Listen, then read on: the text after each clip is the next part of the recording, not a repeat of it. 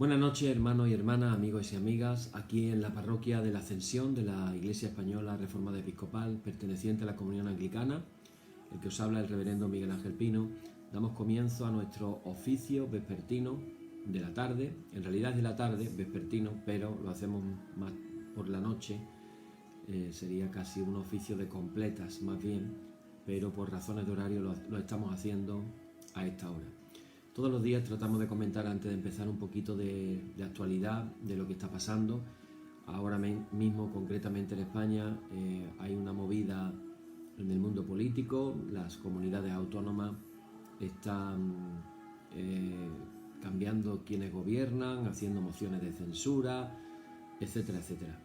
Por otro lado, vemos también, o hemos estado viendo estos días, que no lo hemos comentado mucho, las manifestaciones que ha habido a favor de la libertad de expresión como excusa para desarrollar en diferentes ciudades, sobre todo en Barcelona, en Madrid también, pero sobre todo en Barcelona, para hacer muestras de una agresividad por parte de los jóvenes, rompiendo escaparates de las tiendas y llevándose también, robando cosas, todo en aras de la libertad de expresión.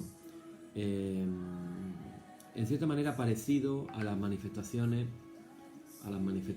de las que hubo en Estados Unidos, que ahora inician, por cierto, el juicio contra aquel policía que ahogó con su rodilla a aquella persona de color, que desembocó luego en muchas manifestaciones violentas. Y nos damos cuenta, hermanos, de que hay mucha violencia en el mundo, por todo lugar, violencia de género, violencia en las manifestaciones, los policías respondiendo de manera en ocasiones demasiado agresiva, y vemos la situación mundial. Por otro lado, cuando pensaba en la intención de oración para esta noche, me daba cuenta de que hay algo por lo que no hemos pedido en todo este tiempo de la pandemia, y considero que es muy importante pedirlo y muy necesario. Estamos viendo la luz al final del túnel con el tema de las vacunas, y aunque los expertos no lo tienen claro del todo, todavía no se pueden afirmar ciertas cosas, como por ejemplo el hecho de que una persona estando vacunada no va a sufrir la enfermedad, pero la puede transmitir. Queda la duda de que una persona que se ha vacunado a lo mejor no sufre ella personalmente la enfermedad, pero sí puede transmitirla a otros. Queda la duda. Tenemos que tener en cuenta también que cuando hablamos de las vacunas, se van a vacunar los países, vamos a decir, económicamente hablando, superiores. Pero para que una pandemia mundial deje de ser un peligro, también se tienen que vacunar otras partes del mundo donde económicamente no existe esa solvencia. Así que, como en el caso, por ejemplo, de Israel, ya han dicho que las vacunas sobrantes que les sobren a ellos las van a donar a ciertos países. Así que tendrá que vacunarse toda la tierra. Entonces, cuando el hombre, yo ya estoy anticipando que cuando el hombre sienta, o la humanidad, digámoslo así, sienta que ha derrotado a la pandemia, es muy probable que vuelva otra vez a sentirse enorgullecido, independiente, victorioso, y lo más triste de todo, que no necesita a Dios. Ese es el punto. Entonces no habremos aprendido nada desde el punto de vista espiritual o cristiano. No habremos aprendido nada, digo, si finalmente decimos el hombre inventó la vacuna, el hombre ha resuelto el tema. Y si el hombre no se vuelve a Dios, vendrán nuevas pandemias, muy probablemente. Porque estamos en un juego, por decirlo de alguna manera, de cómo la humanidad le da las espaldas a Dios, cómo la humanidad se olvida de Dios, y nos estamos equivocando enormemente. ¿Por qué digo toda esta introducción que estoy haciendo? Porque necesitamos pedir para que en la Iglesia se levanten de nuevo profetas, voceros de Dios, que digan las verdades de parte de Dios al mundo. Profetas, empezando con el ejemplo mayor que tenemos en el mismo Jesucristo, que lo fue. Jesucristo mismo, si leemos Mateo capítulo 24, 25, 26, profetiza ciertas cosas que van a pasar, y pasaron, y algunas están pendientes de pasar. Pero profetas de todo tipo, porque necesitamos escuchar la voz de Dios en este tiempo, que nos oriente el camino a seguir y por dónde caminar, y que sintamos que nos habla de una manera sobrenatural. Hermanos, oremos en esta noche que Dios levante profetas en su iglesia. Padre, en esta noche agradecemos, como cada noche, poder estar contigo en tu presencia, poder escuchar tu palabra, poder dirigirnos a ti y agradecerte tantas cosas buenas que tú nos das todos los días.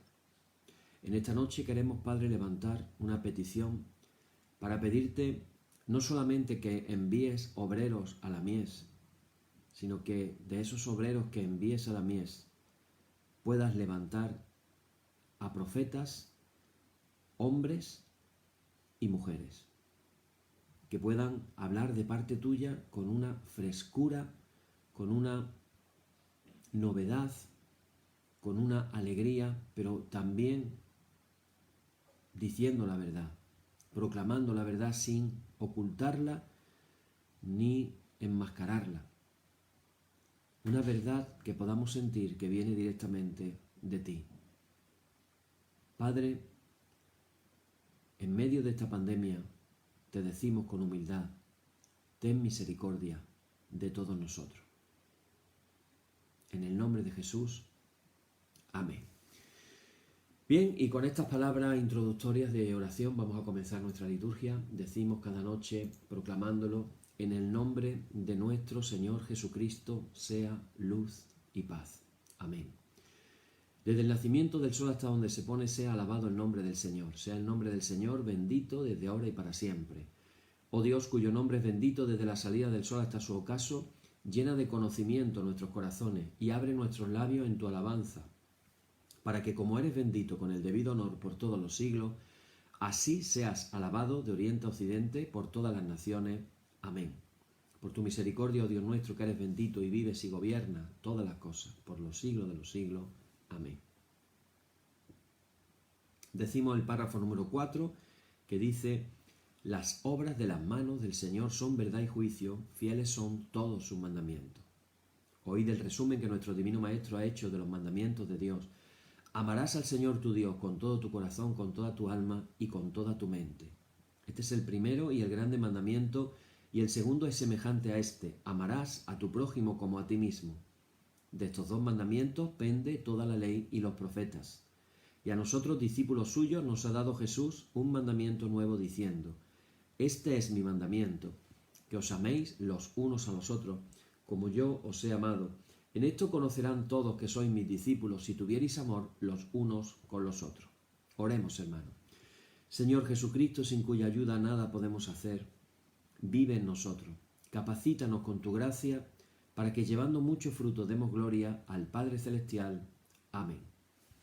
Hermanos muy amados, reconociendo ahora con sinceridad cuán lejos estamos de haber cumplido fielmente la voluntad del Señor, venimos ahora con humildad a su presencia, con un corazón contrito, para confesar todas nuestras faltas, errores, pecados, con la seguridad de que Él oye nuestras oraciones. Y oramos todos juntos diciendo: Padre omnipotente y misericordioso, la confusión y la vergüenza no nos deja levantar nuestro rostro en tu presencia. Por eso, con humildad y dolor de corazón confesamos que nos hemos desviado de tu sendero y como ovejas perdidas hemos andado descarriados fuera de tus caminos. Hemos seguido desordenadamente las intenciones y deseos de nuestro propio corazón. Hemos roto tus santos mandamientos. Además de no hacer lo que debíamos, hemos hecho lo que no estaba bien hacer, y no hay en nosotros salud. Por eso, Señor, ten misericordia de nosotros, pobres pecadores. Perdona, oh Dios, a los que confiesan sus culpas, restaura a los que se arrepienten, según tus promesas declaradas a toda la humanidad en Jesucristo nuestro Señor. Amén. Y el Señor Jesucristo, que tiene la potestad de perdonar pecados sobre la tierra, oiga vuestros ruegos perdone todos vuestros pecados y os conceda su Santo Espíritu para que vuestra vida sea de aquí en adelante pura y santa hasta que seáis recibidos en el goce de su eterna gloria en las mansiones del Padre Celestial. Amén. Señor, abre nuestros labios y nuestra boca anunciará tu alabanza. Vamos a leer el Salmo 116, abrimos nuestras Biblias, un salmo que se titula Acción de gracias por haber sido librado de la muerte. Y dice así el salmo: Amo al Señor, pues ha oído mi voz y mi súplica, porque ha inclinado a mí su oído, por tanto le invocaré en todos mis días. Me rodearon ligaduras de muerte, me encontraron las angustias del Seol, angustia y dolor había yo hallado. Entonces invoqué el nombre del Señor, diciendo: Oh Señor, libra ahora mi alma. Clemente es el Señor y justo, sí, misericordioso es nuestro Dios. El Señor guarda a los sencillos. Estaba yo postrado y me salvó. Vuelve, oh alma mía, a tu reposo, porque el Señor te ha hecho bien. Pues tú has librado mi alma de la muerte, mis ojos de lágrimas y mis pies de resbalar. Andaré delante del Señor en la tierra de los vivientes. Creí, por tanto, hablé, estando afligido en gran manera, y dije en mi apresuramiento: todo hombre es mentiroso. ¿Qué pagaré al Señor por todos sus beneficios para conmigo? Tomaré la copa de la salvación e invocaré el nombre del Señor. Ahora pagaré mis votos al Señor delante de todo su pueblo. Estimada es a los ojos del Señor la muerte de sus santos. Oh Señor, ciertamente yo soy tu siervo, siervo tuyo soy, hijo de tu sierva. Tú has roto mis prisiones. Te ofreceré sacrificio de alabanza e invocaré el nombre del Señor. Al Señor pagaré ahora mis votos delante de todo su pueblo, en los atrios de la casa del Señor, en medio de ti, oh Jerusalén. Aleluya. Gloria y honor al Padre y al Hijo y al Espíritu Santo por los siglos de los siglos. Amén. Bueno, hermanos, pues continuamos con nuestro estudio que estamos haciendo del Evangelio según San Mateo en este peregrinar que consiste la preparación de este tiempo litúrgico en el que estamos ahora, que es la Cuaresma, y que es un llamamiento a convertirnos cada vez más, volvernos a Dios, acercarnos más a Él, tener más lecturas bíblicas, un tiempo para el ayuno, un tiempo para la limosna, un tiempo para volvernos al Señor. Un tiempo realmente que la Iglesia nos ofrece en la liturgia, en este calendario anual que recorremos todos los años de la misma manera, para que realmente podamos tener un tiempo de interioridad, un tiempo de escucha de la voz del Señor, un tiempo de dejarnos hablar por Dios. El Evangelio de Mateo es el Evangelio más largo, 28 capítulos, frente a los 16 de Marcos, aunque la cantidad no tiene por qué quitarle, vamos a decir, calidad a los más pequeños, como el de Marcos. El otro día escuchaba que ese Evangelio de 16 capítulos de Marcos, mucha gente lo leen y dicen, bueno, 16 capítulos se puede leer en una hora. Sin embargo, los críticos literarios, cuando hacen exégesis de la palabra, todos se ponen de acuerdo en decir que el Evangelio de Marcos es una obra maestra. 16 capítulos y hablan de que probablemente pues, se tardó bastante tiempo en componerlo y en terminarlo tal cual nos ha llegado a nosotros. Es decir, estamos hablando de algo más profundo, completo y bien terminado de lo que nos pensamos. Con el Evangelio de Mateo pasa algo parecido también. Fue el Evangelio más apreciado en la antigüedad cristiana. Fue el Evangelio más utilizado para la preparación de los catecúmenos, de los que tenían que aprender. Así que se consideraba algo así como el testimonio más importante de los 4 evangelios en la antigüedad cristiana. Daros cuenta de que el Evangelio de Juan, que es tan bonito, tan maravilloso, tan profundo, también te pones a hablar de Juan o te pones a hablar de Lucas, los 4 son maravillosos. Pero el Evangelio de Juan se tardó mucho más tiempo de reconocer en la Iglesia. Hubo iglesias que no reconocieron el Evangelio de Juan, no lo querían reconocer igual que Apocalipsis.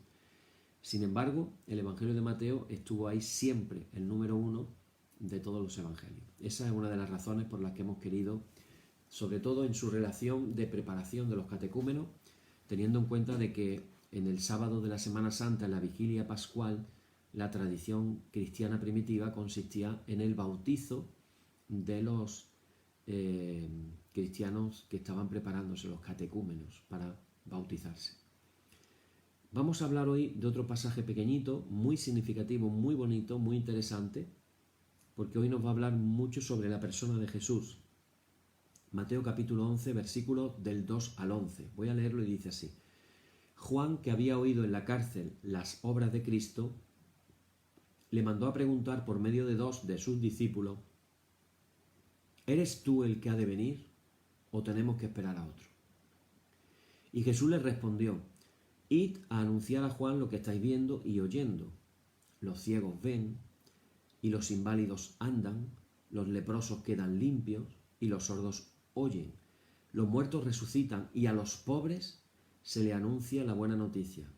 Y dichoso el que no se sienta defraudado por mí.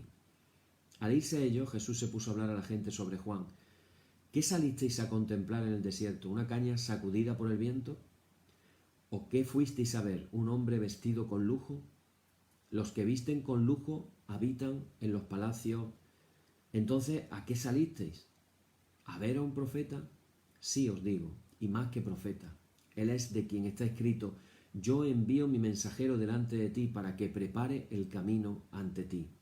Os aseguro que no ha nacido de mujer uno más grande que Juan el Bautista, aunque el más pequeño en el reino de los cielos es más grande que él. Bueno, aquí estamos, hemos titulado esta reflexión el liberar la vida. Aquí estamos frente al problema de entender la identidad de Jesús. En este caso es Juan el Bautista quien estaba en la cárcel y hasta la cárcel le llegaban, vamos a decir, le llegaban cosas en referencia a Jesús. No sabemos cuáles en concreto, pero lo que sí sabemos es la reacción de Juan el Bautista. Cuando Juan el Bautista está escuchando las cosas que dice Jesús, las cosas que hace, y de pronto dice, oye, ¿será este el Mesías o yo me he equivocado? Y le entra las ganas de asegurarse. Y entonces manda a 2 de sus discípulos para que le pregunten a Jesús y le dicen, ¿eres tú el que ha de venir o tenemos que esperar a otro? La pregunta más clara no puede ser, ¿eres tú el Mesías o no eres el Mesías? Jesús podría haber respondido, sí, soy yo el Mesías, pero no, respondió de otra manera.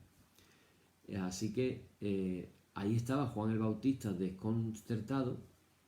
¿Por qué? Y la pregunta, claro, uno dice, ¿por qué Juan el Bautista se desconcierta frente a lo que Jesús está haciendo? Y esta es una pregunta clave y tiene que ver con la identidad de Jesús. ¿Quién es? ¿Qué era lo que Jesús decía o hacía para que Juan el Bautista dijera, ¿será este o hay que esperar todavía otro? Y eso tiene que ver con la expectativa. Es decir, ¿cuál era la expectativa que tenía el pueblo judío, el pueblo de Israel? La expectativa que tenía el mismo Juan el Bautista a la venida del Mesías. Y aquí es donde Jesús no hace una respuesta teórica, Jesús hace una respuesta muy concreta y muy precisa, comunicarle a Juan lo que estáis viendo y oyendo. La pregunta era por su identidad y Jesús le responde, fijaros qué curioso, le está preguntando por su identidad y lo que Jesús responde es por su actuación sanadora al servicio de los enfermos, de los pobres, de los desgraciados, que se encuentra por las aldeas de Galilea, como ya hemos venido hablando, gente sin recursos, sin esperanza para una vida mejor. De ahí la frase contundente, los ciegos ven, los inválidos andan, los leprosos quedan limpios, los sordos oyen, los muertos resucitan y a los pobres se les anuncia la buena noticia de Dios. ¿Esto qué nos enseña? Pues nos enseña algo muy importante en esta noche. Nos enseña que para conocer a Jesús, lo mejor es ver a quiénes se acerca y a qué se dedica, a quién se dirige y qué es lo que hace Jesús. Para captar bien su identidad no basta confesar teóricamente que es el Mesías, el Hijo de Dios. No es simplemente eso. Es necesario que sintonicemos con la manera de actuar, con la manera de ser del Mesías, que no es otra sino el de aliviar el sufrimiento, el de sanar la vida, el de abrirle un horizonte a los pobres. Jesús sabe que su respuesta puede decepcionar a quienes sueñan con lo que estaban esperando, que no era otra cosa que un Mesías poderoso, el Mesías que los libraría políticamente hablando de estar bajo el yugo del Imperio Romano. Por eso Jesús tiene que añadir, dichoso el que no se sienta defraudado por mí. ¿Por qué dice eso Jesús? Porque había gente que estaba defraudada si es que Él de verdad era el Mesías. Era como que Jesús estaba diciendo que nadie espere otro Mesías que realice otro tipo de obras, que nadie se invente otro Cristo más a su gusto, pues el Hijo ha sido enviado para hacer la vida más digna y dichosa para todos, hasta alcanzar su plenitud en esa fiesta final, en ese banquete que habrá en los cielos junto con su Padre. Y esto nos lleva a una pregunta también a nosotros. ¿Cuál es el Mesías que nosotros los cristianos seguimos? ¿A qué Mesías estamos siguiendo los cristianos? ¿Nos dedicamos a hacer las obras que hacía Jesús? Y si no las hacemos, la pregunta sería, ¿qué estamos haciendo entonces en medio del mundo?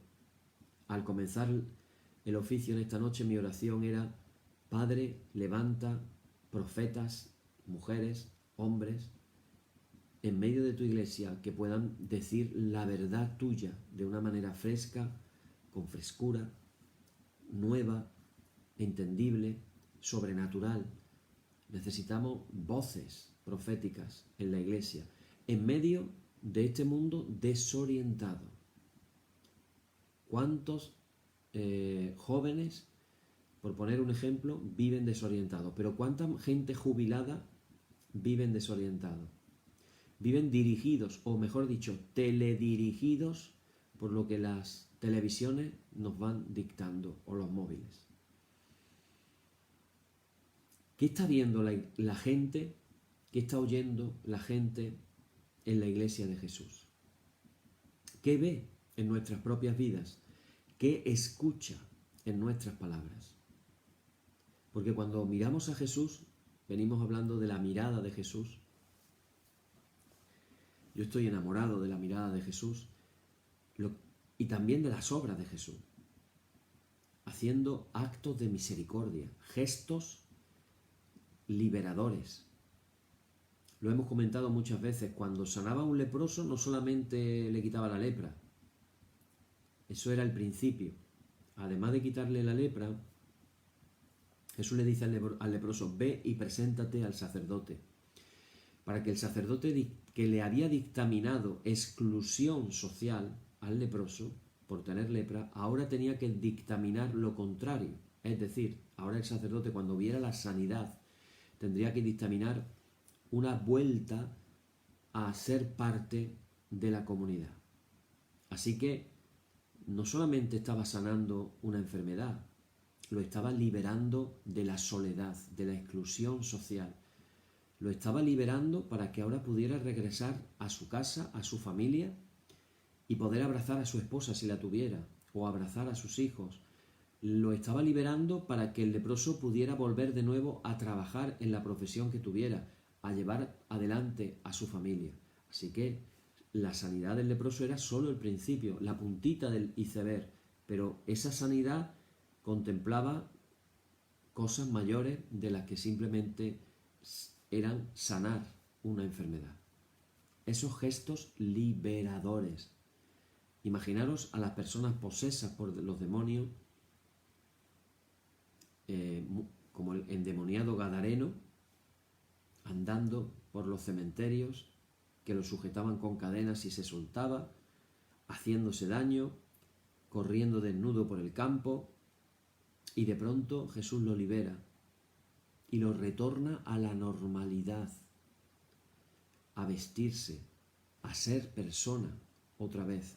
Esa destrucción tan terrible que el diablo estaba haciendo en su vida, Jesús la sana, Jesús la restablece.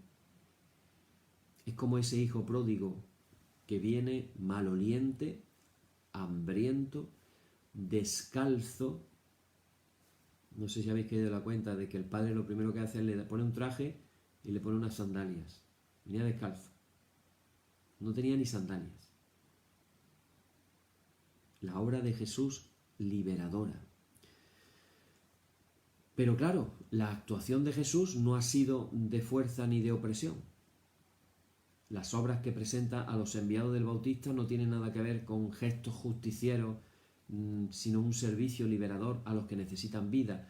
Y el gesto que mejor descubre su verdadera identidad, la de Jesús, es la de curar, la de sanar, la de liberar. Podemos recoger así su respuesta. La vuelvo a repetir otra vez. Yo soy. Los ciegos ven, los inválidos andan, los leprosos quedan limpios, los sordos oyen, los muertos resucitan y a los pobres se les anuncia la buena noticia. Es decir, la vida de Jesús, hermanos y hermanas, es la de alguien que está cercano a los necesitados. Un profeta entregado totalmente a liberar a hombres y a mujeres de todo lo que bloquea el crecimiento de la vida e impide a la humanidad vivir con esperanza. Un hombre en el que se ha encarnado Dios para salvar a sus hijos y a sus hijas del mal. Salvar del mal. Hay un escritor alemán que dice estas palabras, leo textualmente una cita suya, se llama Henry Boll. Dice, en el Nuevo Testamento hay una teología de la ternura que siempre es curativa, con palabras, con manos, con caricias, con besos, con una comida en común. Este elemento del Nuevo Testamento, la ternura, no ha sido descubierto aún. Todo ha sido transformado en riñas, gritos. Hay, sin embargo, ciertos seres que pueden ser curados por una voz, simplemente, o por una comida en común. Entonces imagínense en algo así como una ternura. Como una ternura. Eso es lo que podemos encontrar en Jesús, ternura. Una ternura sanadora. Fijaros cómo lo describe, palabras, manos, con caricia, con besos, con una comida en común. Quizás debamos de leer con atención este texto de este escritor alemán. A veces descalificamos apresuradamente cualquier gesto de acogida, de servicio, de presencia solidaria junto a los desvalidos como una especie de algo sospechoso de reformismo, incapaz de renovar nuestra sociedad. Y pensamos con ingenuidad que ese pueblo nuevo, liberado y solidario nacerá solo del enfrentamiento, la lucha y la violencia. Es lo que estamos viendo en las calles hoy en día, cuando ponemos las noticias. Por todos los países hay manifestaciones. Cualquier excusa es buena para manifestarse y que haya pelea entre los ciudadanos y los policías. Podemos recorrer, y claro, todos piensan que su causa es justa y que la violencia está avalada.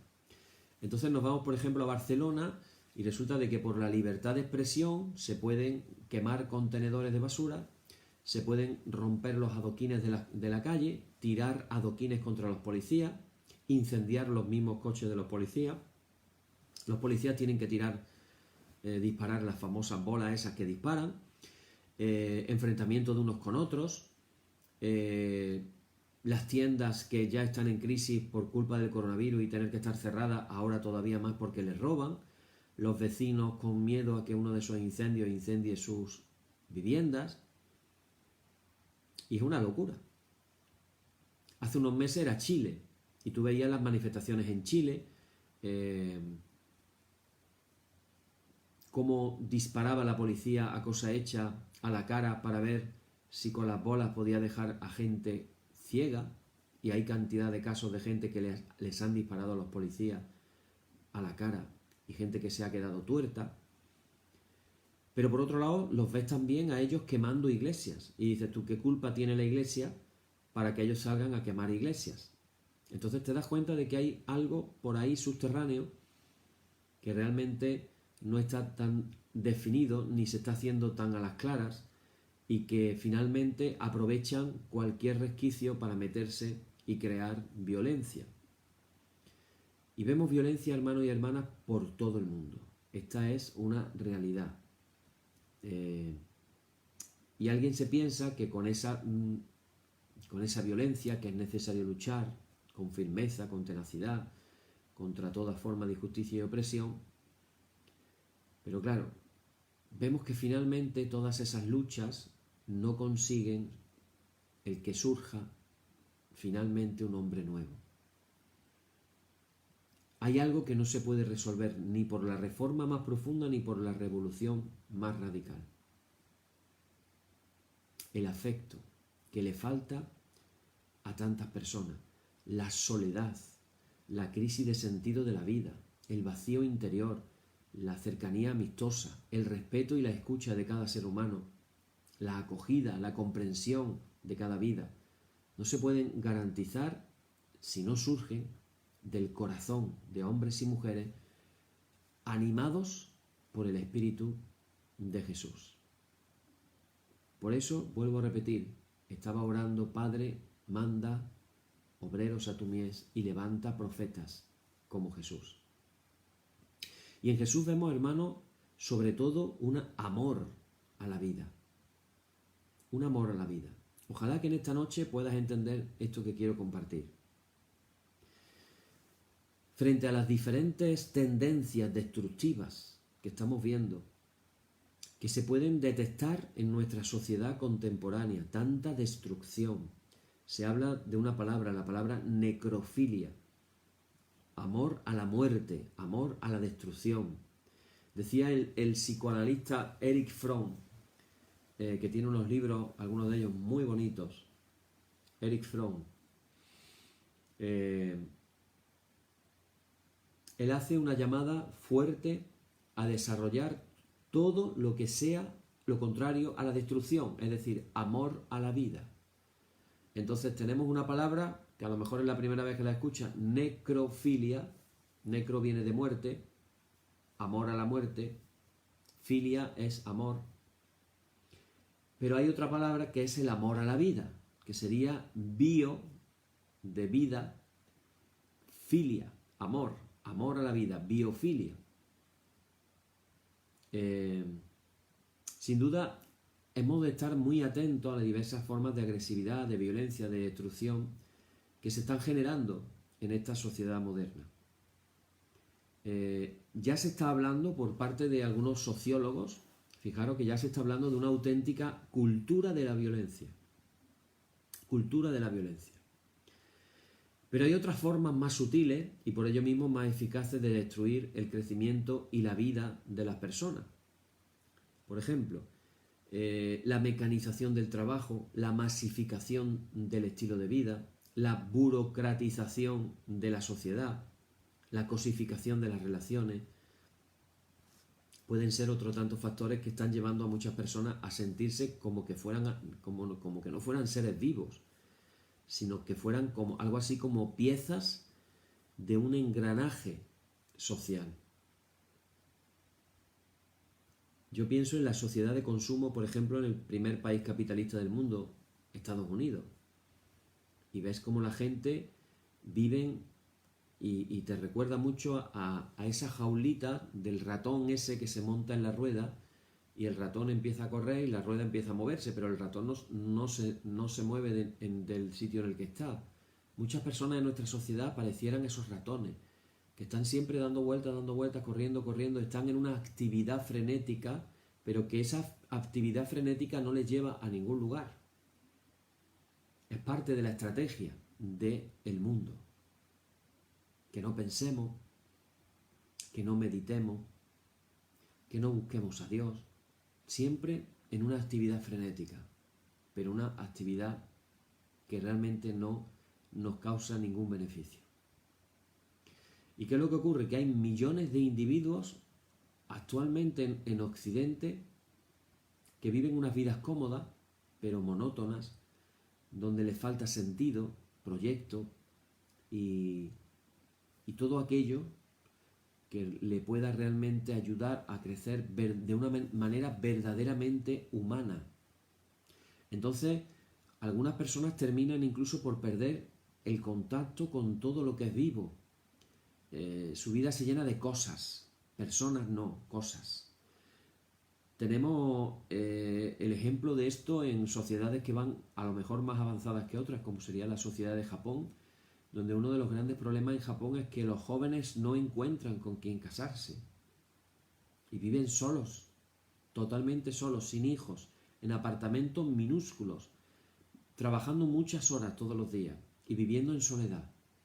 Y todo se plantea de una manera virtual, a tal grado de que ha salido hasta la moda de que se casan consigo mismos y organizan una boda en la que se casan consigo mismos porque no tienen con quién casarse. Son cosas que las vemos disparatadas, pero ellos que van por delante, por decirlo de alguna manera, del sistema capitalista occidental, van marcando de alguna manera el ritmo o el sentido hacia donde vamos. Entonces, ¿qué es lo que ocurre? Pues que la gente se llena de cosas, tenemos las casas, sálvese quien pueda, tenemos las casas llenas de cosas. Solo parecen encontrar felicidad adquiriendo nuevas cosas. Y funcionan según el programa que nos dicta la sociedad. Hay otros que no son las cosas, son buscar estímulos. Entonces necesitan trabajar, producir, agitarse, divertirse, experimentar siempre nuevas emociones, algo excitante que les permita sentirse todavía vivas. Estas modas entre los jóvenes de hacerse un selfie en el lugar más peligroso posible, y cuántos ya están falleciendo por accidentes precisamente porque son cosas realmente peligrosas. Si algo caracteriza, hermanos y hermanas, la personalidad de Jesús, es que Él tiene un amor apasionado a la vida. Recordad la palabra biofilia, amor apasionado a la vida. Los relatos que encontramos en los evangelios lo van a presentar, daros cuenta del detalle, luchando siempre contra lo que bloquea la vida, contra lo que la mutila, contra lo que la empequeñece. Siempre está atento a aquello que pueda hacer crecer a las personas. Siempre está sembrando vida, sembrando salud, sembrando sentido, sembrando renovación, restitución. Él mismo nos traza su tarea con expresiones tomadas del profeta Isaías. Eso de que los ciegos ven, los inválidos andan, los leprosos quedan limpios, los sordos oyen, los muertos resucitan y a los pobres se les anuncia la buena noticia. Y dichoso el que no se siente defraudado por mí. Dichosos, en verdad, si descubrimos que ser creyente, que ser discípulo de Jesús no es, hermanos y hermanas, no consiste en odiar la vida, sino en amarla. No en bloquearla o en mutilarla, inclusive en nuestro mismo ser, sino en abrirnos a sus mejores posibilidades. Muchas personas abandonan hoy la fe en Jesucristo antes de haber experimentado la verdad de estas palabras suyas. Yo he venido para que los hombres tengan vida y la tengan en abundancia. Que podamos pedirle esta noche antes de irnos a la cama: Padre, concédeme la gracia de comenzar a experimentar la abundancia de la vida que tú me has prometido dar. Que yo pueda vivir mi vida a partir de ahora desde esa vida de abundancia. Y esto nos lleva, ya para ir concluyendo, a darnos cuenta de que lo que Jesús le plantea a Juan el Bautista son hechos, no palabras. Jesús no le da un discurso a los discípulos para impresionarlos, a los discípulos de Juan el Bautista para impresionarlos, sino que les plantea los hechos. Esto es lo que está pasando. Sin embargo, en la actualidad, los expertos nos hablan de un curioso fenómeno lingüístico propio de nuestros días. Y es que en pocos años se ha extendido increíblemente en estas sociedades desarrolladas entre nosotros un lenguaje de carácter técnico, aséptico, eufemista para hablar de quienes sufren problemas o enfermedades. Incluso en América se ha llegado a publicar un diccionario políticamente correcto donde se indica cómo se debe de designar a ciertas personas y colectivos. Así, en la sociedad moderna ya no hay pobres, ahora tenemos gente económicamente débil. No hay viejos, ahora hay personas que han llegado a la tercera edad, que por cierto ya se baraja otro escalón de edad, dado que se está alargando la esperanza de vida y ya no es tercera edad, ya hay algunos que están llegando a la cuarta edad. Cuarta edad se está considerando aquellos que son mayores de 80 para adelante. Así que ya tenemos tercera, pero no es la última. Todavía vas a pasar de la tercera a la cuarta. Yo quiero llegar a la quinta. Yo con llegar a 96 tengo bastante. Pero es cierto que eso está pasando. Por eso ya no decimos ciegos, decimos invidentes. O los moribundos decimos enfermos en fase terminal. O que están en paliativos.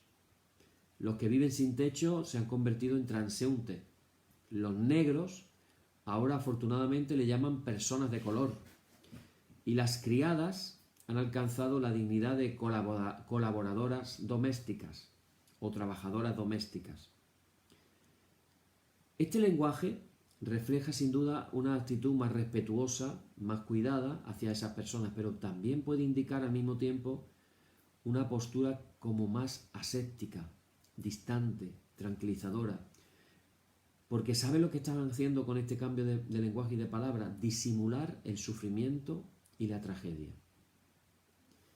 No hemos de preocuparnos mucho, es lo que tendríamos que plantear. Se trata de problemas de los que se ha de ocupar la administración, la seguridad social o las instituciones. Pero claro, eso, por eso no es algo superfluo, superficial, que recordemos la advertencia cristiana. El amor al que sufre no es una cuestión de usar las palabras correctas y amables, sino en ayudarle con las obras. Lo dice ya un escrito cristiano del siglo I, primera de Juan. Dice: hijitos míos, no amemos de palabra ni con la boca, sino con hechos y de verdad. Con hechos y de verdad. Esta escena evangélica que hemos leído hoy es aleccionadora. Ese profeta Juan que envía a sus discípulos para hacerle a Jesús la pregunta decisiva: ¿eres tú el que ha de venir o tenemos que esperar a otro? Y repito, Jesús nos responde con un discurso maravilloso, así que esto mismo en sí nos enseña algo. Lo importante para que nos demos cuenta quién es Jesús no son tanto las palabras, sino los hechos. Y a anunciar a Juan lo que estáis viendo y oyendo. Los ciegos ven, los inválidos andan, los leprosos quedan limpios, los sordos oyen, los muertos resucitan y a los pobres se les anuncia la buena noticia. Es decir, lo que aprendemos en esta noche es que lo que identifica al verdadero Mesías y a quienes le siguen es su servicio a los que sufren. No las bellas palabras, sino las obras. Decía un filósofo, también teólogo, danés, que llevó una vida complicada consigo mismo y escribió cosas que, la verdad, muy profundas. Él se llamaba Søren Kierkegaard. Søren Kierkegaard. En uno de sus escritos, él dice estas palabras, lo cito: estas son reflexiones cristianas. Por eso no se habla aquí de amor, sino de las obras del amor. Las obras del amor. Es decir, el amor cristiano al que sufre no es un amor explicado, cantado, exaltado. El amor verdadero no consiste en palabras, sino en hechos. Por eso, hermanos, la iglesia primitiva, cuando leemos la historia, nos damos cuenta de que desde los primeros días se organizaron para ayudar a los más necesitados. Y podemos leer en el libro de los Hechos de los Apóstoles como una de las primeras disputas que hubo entre varios bandos fue entre los griegos, las viudas de los griegos y las viudas de los hebreos. Atendían a las viudas, ayudaban a las viudas. Cuando llegó un gran hambre a Judea y los hermanos de la iglesia estaban pasando una gran necesidad, Pablo sería el encargado de recoger una ofrenda por todas las iglesias que había plantado, recoger ese dinero y llevarlo para ayudar a los pobres en Jerusalén. En Roma, la iglesia de Roma, había la costumbre de, fijaros qué cosa tan terrible, había la costumbre entre las familias de que cuando la mujer en un matrimonio quedaba embarazada, el hombre, cuando veía al hijo o a la hija, si le gustaba, se la quedaban o se lo quedaban.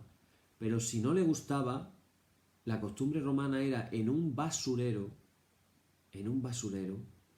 fijaros qué cosa tan terrible, en un basurero tirar a la criatura viva para que se la comieran los perros o que muriera de hambre, ¿no? O de falta de cuidado, llámalo como quieras. La comunidad cristiana, ¿sabe lo que hacía? Todos los días recorrían el basurero para ver si encontraban alguno de esos niños o niñas abandonados para adoptarlo. La iglesia. Yo cuando leí esta historia me quedé realmente conmovido, ayudando.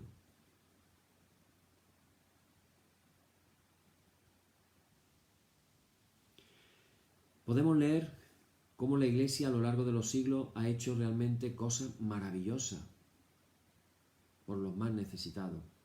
Así los primeros grandes hospitales fueron cristianos. A nivel de educación exactamente igual, pero también sabemos que la iglesia ha cometido grandísimos errores y grandísimos pecados a lo largo de la historia. Pero eso es historia. La pregunta es, ¿qué está haciendo la iglesia actualmente?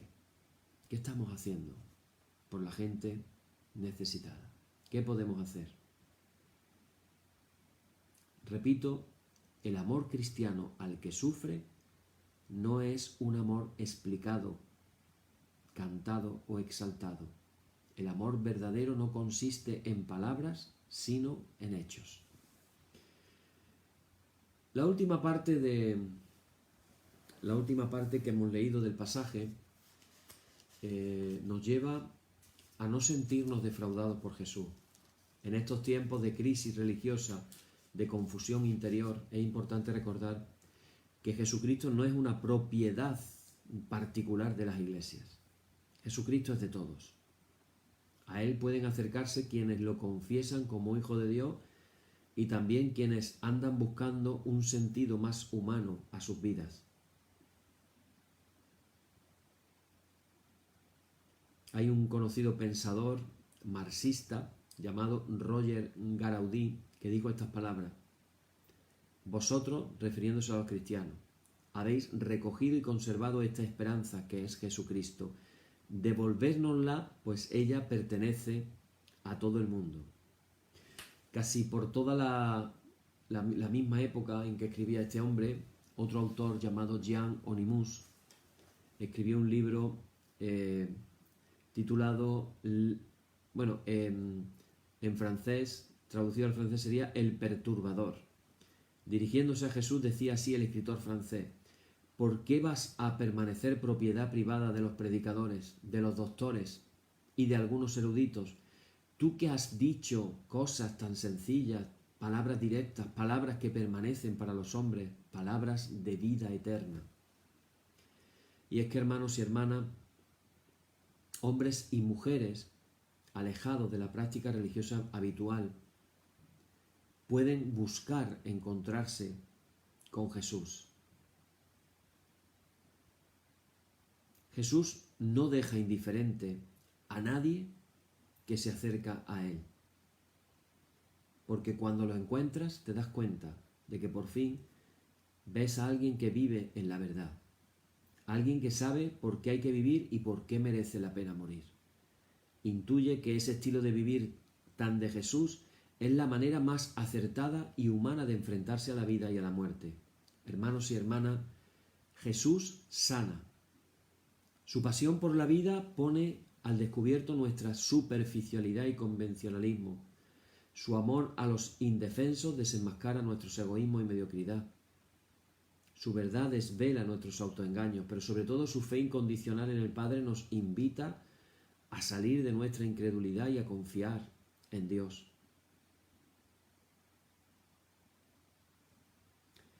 Cuando la gente pierde sus puntos de referencia y siente que hay algo que está muriendo en su conciencia, podría ser decisivo no perder contacto con Jesucristo. Y el texto evangélico, hermanos y hermanas, nos recuerda sus palabras. Dichoso el que no se siente defraudado por mí. Dichoso el que entienda todo lo que Cristo puede significar en su vida. Que en esta noche oremos para que muchas personas puedan encontrar en Jesús el sentido para sus vidas. Amén. Oh Señor, tu palabra es la verdad. Santifícanos en la verdad. Amén. Ahora nos unimos a millones de cristianos por todo el mundo diciendo la oración que Jesús, que tiene palabras de vida eterna, nos enseñó. Padre nuestro que estás en los cielos, santificado sea tu nombre.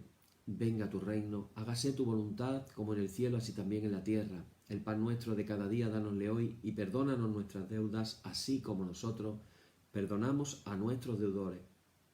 Y no nos dejes caer en la tentación, mas líbranos del mal. Amén.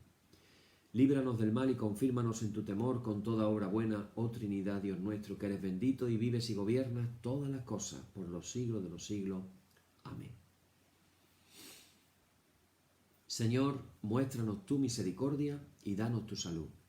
Llena a tus ministros de virtudes y da alegría a tu pueblo escogido. Acuérdate siempre de esta congregación y de todas las congregaciones cristianas por el mundo que tú has poseído desde el principio. Oh Dios, purifica nuestros corazones y no quites de nosotros tu Santo Espíritu. Por la tarde, de mañana y al mediodía, justo es, oh Señor, que te alabemos. Señor Dios omnipotente, que de la tarde a la mañana y el mediodía has hecho un día solo y has mandado al sol que conozca su ocaso, abre, te rogamos, las tinieblas de nuestros corazones y brillando tú en ellos, te conozcamos como Dios verdadero y luz eterna. Amén. Por tu misericordia, oh Dios nuestro, que eres bendito y vives y gobiernas todas las cosas por los siglos de los siglos. Amén. Hermanos y hermanas, la solemnidad ha terminado. En el nombre de nuestro Señor Jesucristo sean aceptadas con paz nuestras peticiones y alabanza. Gracias sean dadas a Dios. Amén. Y la paz que al subir a los cielos dejó Jesús a sus discípulos, sea siempre con vosotros en toda su plenitud, y la bendición de Dios el Padre omnipotente del Hijo y del Espíritu Santo descienda sobre vosotros y more en vosotros eternamente. Amén. Amén, hermanos, pues mañana continuaremos con más. Acordémonos en esta noche de orar, pedir al Padre que mande obreros a su mies, que levante hombres y mujeres con un espíritu profético que nos traiga la luz y la verdad de Dios a través de su palabra. Amén. Hasta mañana.